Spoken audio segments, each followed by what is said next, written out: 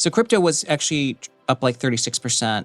And then from October to the end of the year, it actually had in some cases, like a 40% drawdown. Yeah. One was there was a big deleveraging.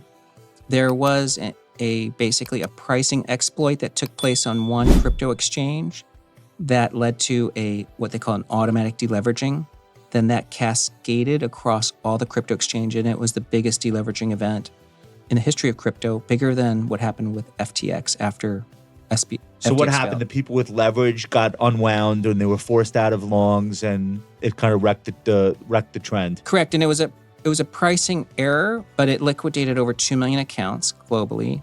It wiped out, I think, a third of all market makers, which are important for they're the equivalent of central banks, and it crippled a lot of crypto exchanges. So their balance sheets took a huge hit. Coinbase is in a 50% drawdown.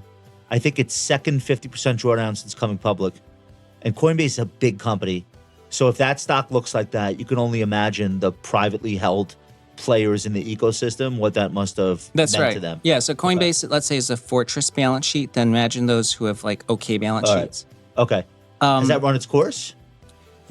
In 2022, it took about 8 to 12 weeks before risk appetite could recover. So we're like kind of in that outside window. Well, Solana's hitting new lows today. So Bitcoin is down 6, ETH is down 7. It has not run its course. It might be accelerating to the downside. Yeah. But it's so weird with the juxtaposed to gold. Like it was supposed to be Digital gold. Yeah. Well, there's other things happening. So like in Bitcoin, I think there is a turning of the holders, because one of them is, Bitcoin's like 14 years old. So like the crypto punk, the 20-year-old is like becoming a mature person.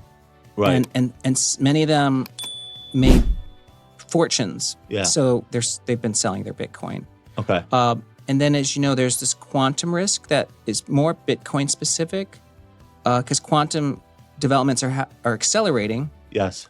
And about a third of Bitcoin wallets are not upgradable. So they're actually quantum vulnerable. So quantum operates more like an ASIC, like a brute force of a repetitive calculation. So it can break encryption.